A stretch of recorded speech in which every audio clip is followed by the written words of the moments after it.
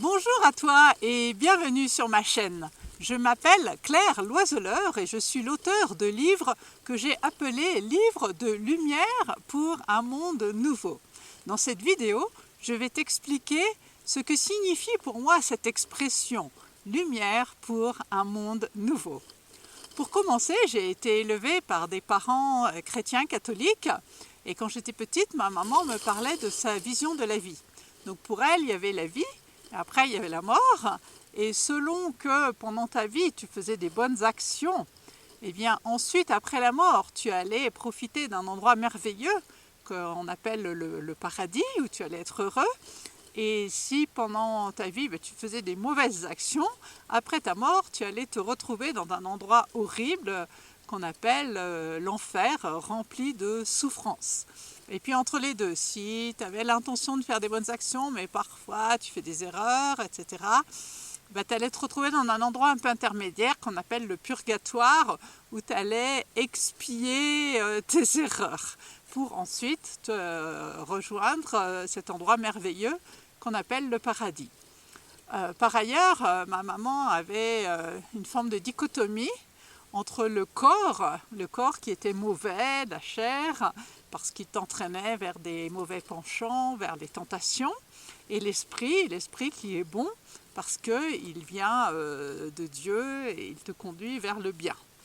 Et ça allait très loin, puisque ma maman nous parlait aussi de ce qu'on appelle la mortification corporelle, c'est-à-dire quand volontairement quelqu'un s'inflige des souffrances corporelles pour punir son corps et l'empêcher de nous entraîner vers la tentation. Et quand il se trouve que je suis aînée de 6 enfants, donc nous étions une petite bande et on n'aimait pas trop cette idée. Et c'est vrai que quand ma maman allait vers ça, on disait « Ah non, ça c'est de la mortifco », on disait mortifco, mortification corporelle, voilà, c'était une abréviation. Voilà, donc ça c'est le schéma de pensée qu'avait ma maman. Je ne prétends pas que c'est la façon de penser de tous les chrétiens catholiques, bien entendu, loin de là, c'est pas le débat, c'est juste ce qui m'a marqué moi, parce qu'on est toujours marqué par ses parents au départ. Voilà, donc quand j'ai l'âge de 20 ans, je rencontre Christophe, qui lui aussi a été élevé par des parents chrétiens catholiques, mais qui eux ont une autre façon de penser finalement, donc ils cherchent à être plutôt contents dans leur vie, à que la vie soit agréable. Même Christophe est plutôt un côté épicurien finalement, où on cherche à être bien dans la vie présente. Voilà, donc en fait avec Christophe, nous marions, nous sommes assez proches au niveau intellectuel et spirituel. Et quand nous nous marions, moi j'ai 22 ans, Christophe a 2 ans de plus que moi, j'imagine, j'en sais rien en fait, on est étudiants tous les deux, on n'a rien établi, on possède rien, on sait juste qu'on veut unir nos deux vies et cheminer ensemble parce qu'on est d'accord sur beaucoup de points, on s'entend bien au niveau aussi affectif. Et par contre, on ne sait pas du tout ce que va être notre vie. Moi, j'imagine que j'aurai des enfants. Je suis aînée de 6 enfants, on a le désir tous les deux. Mais je sais pas comment ça va se passer, comment ils vont être élevés. Et ce que j'imagine, c'est que ça va être un petit peu similaire au schéma dans lequel j'ai grandi, comme tout le monde. On imagine ça quand on est enfant. Donc les enfants, ils vont naître à l'hôpital comme tout le monde, parce que voilà, ils vont aller à l'école, ils vont être vaccinés, peut-être qu'ils seront élevés dans la foi chrétienne. Ça, je sais que c'est pas tout le monde, que c'est un choix, qu'ils iront à la messe. En fait, je n'ai pas d'idée précise, mais j'ai pas non plus d'alternative à l'époque. Voilà. Par contre, avec Christophe, on a quand même, à nos 20 ans, un regard assez, on va dire, assez critique sur le modèle de société, sur la vie, et un peu une phase de rejet de certaines choses qu'on sent qui ne nous plaisent pas. Alors on ne rejette pas de façon, il n'y a pas de délinquance bien entendu, mais on sent qu'on n'a pas forcément envie, Christophe il appelle ça rentrer dans le moule, par exemple une vie métro, boulot, dodo, Ça nous aspire pas, travailler pendant 40 ans dans un métier qu'on aime plus ou moins pour cotiser pour sa retraite. On ne se sent pas très en phase, la société de consommation. Par ailleurs, bon, il se trouve qu'on fait des études d'ingénieurs agronomes tous les deux. Et à l'école d'agriculture, on nous enseigne l'agriculture scientifique avec les produits chimiques uniquement. Et moi j'ai beaucoup de mal, mon cerveau il a un peu du mal à retenir tous les noms des produits chimiques, les engrais, les produits phytosanitaires, toutes les maladies des plantes, etc. Et puis aussi je ne suis pas très en phase par exemple avec la zootechnie. Un jour on a un exemple, un cours de zootechnie sur la reproduction du bétail. Et notre professeur nous parle de la génétique. Et il nous dit, voilà, s'il y a une très belle race de vaches, par exemple en Australie, en Nouvelle-Zélande, par là-bas, avec un très beau taureau, mais on trouve que ce serait bien pour des éleveurs en France. Alors comment est-ce qu'on fait pour importer la génétique? Alors en fait, on fait une insémination artificielle de la vache en Australie, par le taureau voulu.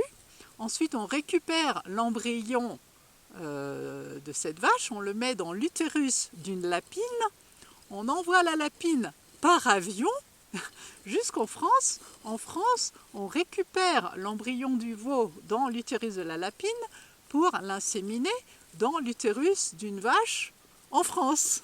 Et le tour est joué. Alors là, ça m'a un petit peu choquée. J'ai quand même dit à mon professeur, mais il n'y a pas d'éthique. On n'a pas de limite, on fait ce qu'on veut avec la vie. Enfin, c'était un petit peu... Et mon professeur, là, il a été très radical, il a clôturé le débat rapidement. Il m'a dit, mais de toutes les façons, si on commence à parler d'éthique, à partir du moment où même traire une vache, ça pourrait poser un problème d'éthique. Donc là, on ne fait plus rien. Donc ça a clos le débat. Et voilà. Mais c'est vrai que j'étais pas très en phase, Christophe non plus, avec cette agriculture extrêmement scientifique par rapport au sens du respect de la vie notamment. Et en fait, il se trouve que là j'ai étudié pendant 4 ans, donc 2 ans d'agronomie générale, l'école supérieure d'agronomie de Montpellier, et après 2 ans d'agronomie tropicale, toujours à Montpellier. Et en cours de ces 4 années, je n'ai jamais eu un seul cours, mais même pas le nom prononcé, d'agriculture biologique ou agriculture naturelle ou permaculture ou biodynamique. Toutes les agricultures alternatives n'étaient même pas mentionnées. Elles existaient, un petit peu, bien sûr, peut-être moins qu'aujourd'hui, de façon moins, mais ça existait, mais ce n'était pas enseigné.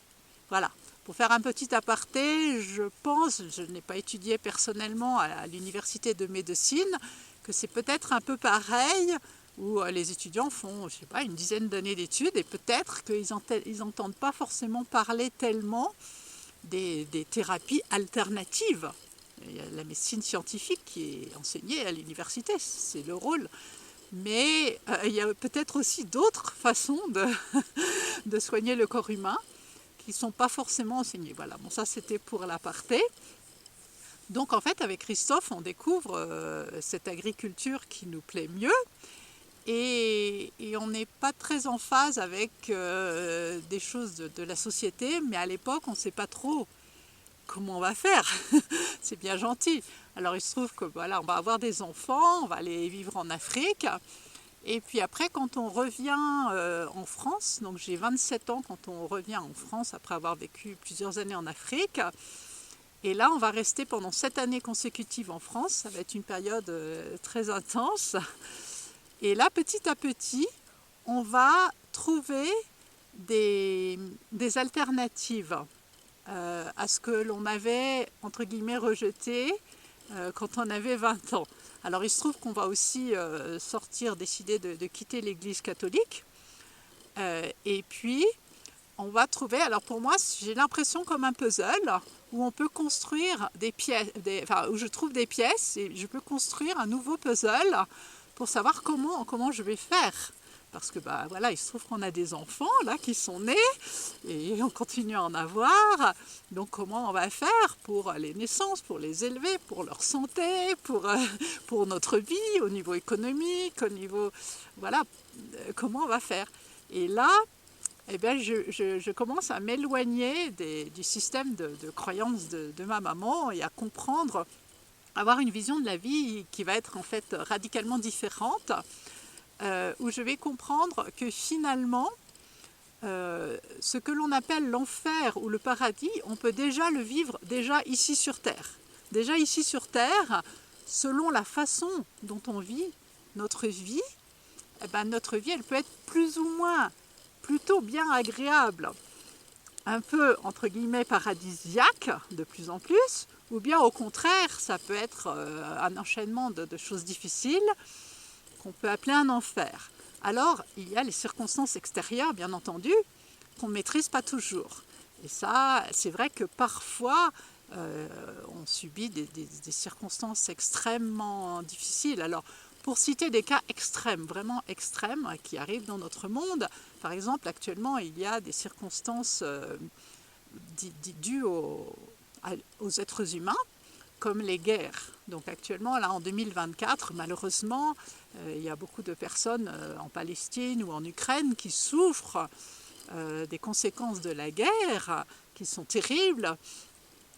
Par exemple, quand les hôpitaux ou les écoles peuvent être bombardés, on imagine le traumatisme pour les êtres humains qui subissent cela. Et forcément, c'est une forme d'enfer pour les personnes qui le vivent, bien entendu. Il y a aussi les catastrophes naturelles parfois qui arrivent à grande échelle. Ça peut être des tremblements de terre, ça peut être des tsunamis, ça peut être des ravages, des feux de forêt, etc. Et là aussi, ça peut créer, pour ceux qui le vivent, une forme d'enfer. Mais sinon, quand on n'est pas dans ces cas extrêmes, eh bien, c'est la façon dont on vit la vie qui va faire qu'on va être plus proche d'un état proche du paradis, donc selon le niveau vibratoire, ou de l'enfer. Alors, on peut prendre l'exemple un petit peu courant du demi-verre, que si on le voit à moitié vide, et puis on se plaint, et puis on sent que ça ne va pas, et puis on n'est jamais content, on va vivre une forme d'enfer. Et ça fait vivre ce que l'on appelle la partie égo de l'être humain, qui n'est pas la partie qui nous rend plutôt malheureux, frustrés, angoissés. Voilà, et on a tous ce penchant quelque part aussi, bien entendu. Et sinon, le verre à demi-vide, à moitié plein, et qu'on se dit, on va le remplir encore plus, et on remercie, on est dans la gratitude, et dans le fait de tout faire pour que le verre à moitié plein se remplisse de plus en plus. Voilà, alors moi, à ce niveau-là, je pense que maintenant, que le paradis, l'enfer, c'est d'abord un état intérieur, et ensuite, ça se reporte sur la vie autour de nous. Et dans ce sens, j'aime beaucoup la citation de Marc Aurèle qui dit « Donne-moi la sérénité d'accepter ce qui est, le courage de changer ce que je peux changer et la sagesse de distinguer l'un de l'autre. » Et je trouve que c'est exactement ça, c'est-à-dire que le monde, il est tel qu'il est, et il y a des choses, on doit les accepter parce qu'on sent qu'on ne peut pas y faire grand-chose. Il y a beaucoup de choses, malheureusement ou heureusement, qui sont là, elles sont comme ça, et on n'a pas forcément le pouvoir. Par contre, on a toujours une marge de manœuvre quelque part, plus ou moins, selon notre vie, etc., qui fait qu'on peut essayer de vouloir changer certaines choses. Et pour moi, dans ce que j'ai fait, ça a été justement mon chemin, que les choses qui nous plaisaient pas trop avec Christophe quand on avait 20 ans, quand on avait 30 ans, on a compris dans quelle direction on allait pouvoir se diriger. Et pour moi, c'était très comblant. Et ce que j'ai vécu, par exemple, comme j'ai eu beaucoup d'enfants, 11 enfants, eh bien, qu'après, j'étais de plus en plus satisfaite. Par exemple, pour mes premiers enfants, les aînés, la façon dont ils sont nés, la façon dont ils étaient élevés, quand ils étaient petits, etc. il y a des choses, j'étais pas complètement satisfaite, mais je ne savais pas trop comment faire. Et petit à petit, on a réussi à faire des changements qui font qu'après, de plus en plus, j'ai eu la satisfaction, l'impression que la façon dont ce que j'arrivais à faire avec mes plus jeunes enfants était meilleur que, pour moi, me correspondait mieux que ce que j'avais fait avec les aînés. Voilà, c'est les aînés, ils essuient les plâtres. Voilà, moi je suis moi-même aînée de famille nombreuse. Voilà, c'est comme ça. Et donc, pour te donner des exemples, nous, ça a été beaucoup par l'autonomie. Et c'est ça que je partage en partie dans les livres que j'ai écrits. Donc, par exemple, pour l'accouchement, même si j'y connaissais rien, en fait, il se trouve que mes enfants, aucun d'entre eux n'est né à l'hôpital. Ils sont tous nés sans assistance médicale.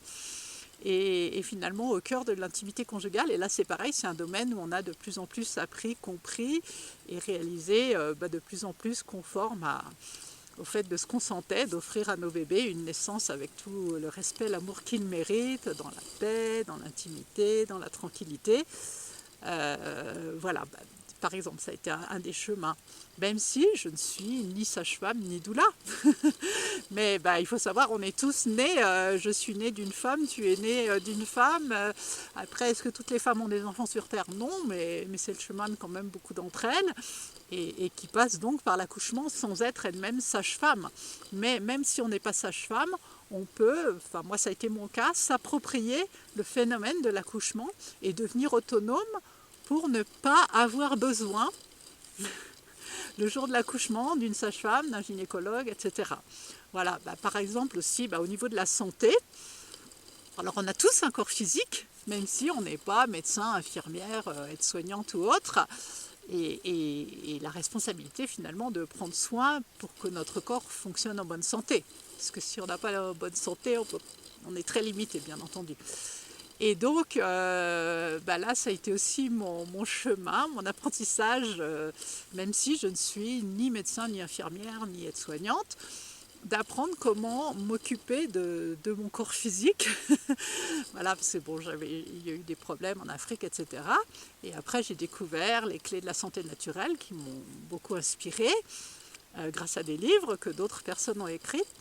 Et donc, si bien que là, aujourd'hui, ça fait 27 ans que j'ai pas consulté de médecin, pas eu besoin, pas fait d'analyse, alors que depuis, à l'époque, j'avais 2 enfants, j'en ai eu 9 de plus. Voilà, et puis j'ai élevé aussi mes enfants comme ça. On allait à l'hôpital seulement pour vraiment aux urgences, pour les accidents très très graves qui nécessitaient des interventions chirurgicales. Ça, là, j'avoue que là, les chirurgiens, chapeau, beaucoup de respect pour remettre en place des fractures déplacées, suturer, des points de suture, des choses comme ça. Voilà. Et donc, c'est un petit peu ça que je partage dans mes livres. Alors, ce que j'ai compris avec la vie, c'est le pouvoir qu'on a pour changer le monde. Alors, changer son état intérieur, comme je disais tout à l'heure, passer de la frustration, les angoisses, à la gratitude, à l'action, au bien-être, voir les choses de façon plus positive. Après, changer sa vie personnelle, son corps, sa santé, sa famille, etc. Et puis après, ça peut être de façon collective. Ça peut être de façon collective. Alors là, je vais te raconter un petit peu comment on a fait, ce qu'on a découvert. Donc, quand on était en France, on trouvait que les supermarchés, c'était pas super avec plein d'enfants. On n'était pas très copains avec, d'abord, le capitalisme, et puis les producteurs sont pas très bien payés, etc. Et en fait, il se trouve qu'on vivait à la campagne, au sud de d'Angers, et on avait des voisins qui étaient éleveurs ou agriculteurs en agriculture biologique. Et on allait directement chez eux, à la ferme. Donc il y avait un éleveur qui avait des vaches, on achetait du lait, un éleveur qui avait des chèvres, on achetait du fromage, et un couple de maraîchers, on leur achetait des légumes, des œufs. Et puis il y avait des voisins qui avaient des vergers. Et donc on allait, toutes les semaines, j'allais avec les enfants faire les courses à l'heure de la traite. Donc on voyait les vaches, etc., les chèvres, les tracteurs. Ça fait pas du tout la même chose que d'emmener les enfants dans un supermarché. Bon, je ne veux pas critiquer, mais nous, moi je trouvais ça beaucoup plus sympa, éducatif. Les enfants voyaient d'où venaient les produits qu'on mangeait, etc. C'était la vie plus réelle et ça correspondait plus à la façon dont on avait envie d'élever nos enfants, proches de la nature, proches de la vraie vie. Voilà. Alors ensuite, quand on était en Australie, on a été témoin d'une expérience qui montre le pouvoir qu'on a individuel et collectif sur les structures en place en fait. Donc il se trouve que là-bas il y a des supermarchés qui s'appellent Woolworths, une chaîne de supermarchés, et ils voulaient s'installer dans un petit village où il y avait beaucoup de personnes qu'on qualifie écolo, et là ils avaient le projet d'installer un nouveau supermarché, mais juste au bord d'une rivière. Et là les écolos ils ont réagi, ils étaient très pas du tout d'accord. Donc ils ont fait beaucoup de manifestations, beaucoup de sittings, etc. Mais finalement, par la force, le supermarché, avec la police, avec les grosses machines, etc., ils ont quand même réussi à construire au bord de la rivière, sachant que c'était une rivière où il y avait des ornithorynques.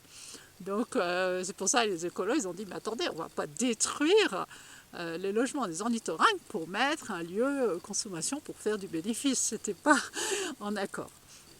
Et finalement, ils ont réussi à construire le supermarché, mais les gens, ils ont dit, mais attendez, vous avez gagné une bataille, mais vous n'avez pas gagné la guerre. Donc ils avaient tous des pins, ils faisaient des réunions, et ensemble, ils avaient décidé de boycotter ce supermarché. C'était très impressionnant, parce que ce supermarché, tu arrives, le parking, il est vide. Il y a plein de caddies en ligne, ils sont bien rangés, tu rentres, c'est rempli, les rayons sont pleins, il y a 5 caissières, personne n'est là, il n'y a personne qui fait la queue. Et c'est comme ça toute la journée, et ça faisait des années que ce supermarché fonctionnait à perte finalement, c'est-à-dire qu'il n'y avait pas de consommateurs, donc il ne faisait pas de bénéfices. Et donc voilà, ça montre le pouvoir du entre guillemets consommateur qui, quand il décide, voilà, c'est ce que l'on cautionne qui continue d'exister.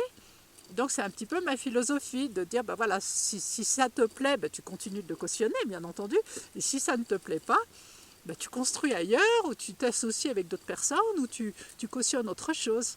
Alors je te donne un autre exemple de ce qui s'est vécu récemment en Bolivie. Donc en Bolivie, le pays récemment, il y a plus les villes qui grossissent, il y a un peu une émergence au niveau économique. Et donc l'entreprise McDonald's a décidé de faire venir ces restaurants, les restaurants McDonald's. J'imagine que tu as entendu parler. Et donc ils ont installé des restaurants dans les principales grandes villes de Bolivie. Mais il se trouve que ça n'a pas marché au sens économique du terme. C'est-à-dire que les Boliviens, ça ne les a pas attirés. Donc les restaurants étaient là, mais les Boliviens continuaient à manger selon leurs habitudes. Il y a beaucoup de nourriture rapide et pas très chère en Bolivie, facilement. Beaucoup de femmes, plutôt des femmes, qui préparent à manger. Et c'est prêt, c'est rapide, il y en a toute la journée, aux heures des repas spécialement. C'est pas très cher. Et finalement, les Boliviens ne se sont pas du tout habitués au McDonald's, si bien qu'au bout d'un moment, les McDonald's se sont retirés, tout simplement. Il n'y a pas eu de manifestation. Je sais, en France, il y avait eu des manifestations contre McDonald's, contre je ne sais pas quoi. En fait, si on est, c'est ça ce que j'appelle dans le monde nouveau, si tu es contre quelque chose dans le monde, parce qu'on n'est pas, voilà, des choses qui ne nous plaisent pas, bah, simplement, tu les cautionnes pas, tu n'y vas pas, tu t'en passes, et puis c'est tout. Après, si ça plaît à d'autres, bah, c'est leur liberté. Mais si on est très nombreux et que c'est d'autres choses qui nous plaisent, et ben voilà. Et c'est ça que j'appelle la construction du monde nouveau. C'est-à-dire que les choses qui ne nous plaisent pas, ben finalement, on construit de façon autonome autre chose qui correspond mieux à quelque chose qu'on sent. Alors après, on ne peut pas tout changer dans le monde, hein. On est tous limités, on est des êtres humains, et puis on a chacun notre mission, nos talents, ce qu'on est capable de faire, ce qu'on n'est pas capable, là où on a une marge de manœuvre, là où on sent que on n'a pas de pouvoir, d'où la sagesse de Marc Aurèle, quoi. Voilà, accepter et voilà, ce qui est, mais par contre quand même aller vers le nouveau, et c'est ça que j'appelle moi le monde nouveau, dans les domaines que j'ai pu expérimenter, qui sont limités bien entendu. Voilà, donc pour résumer, le monde nouveau pour moi c'est un monde idéal au sein duquel nous rêvons de vivre, un monde meilleur, un monde plus beau, plus juste, plus harmonieux, plus agréable à vivre et finalement plus heureux. Un monde libéré de la peur et des jeux de l'ego. Un monde gouverné par l'amour authentique, inconditionnel et universel. Un monde où la paix, la joie, la tolérance et la bienveillance sont devenus la norme. Gandhi avait dit « Sois le changement que tu veux voir dans le monde ». Et il nous appartient à chacun d'agir, chacun à son niveau, pour construire ce monde nouveau dès à présent. Cessons de critiquer tout ce qui ne nous plaît pas sur cette terre. C'est du temps et de l'énergie gaspillés. Mettons nos lunettes de l'amour et tous ensemble, soyons les courageux bâtisseurs d'un monde meilleur, de plus en plus conforme à l'idéal que nous sentons au fond de notre cœur. Sachant que, comme disait Albert Schweitzer, l'idéal est pour nous un peu ce qu'est une étoile pour un marin. Il ne peut pas être atteint, mais il demeure un guide. À bientôt.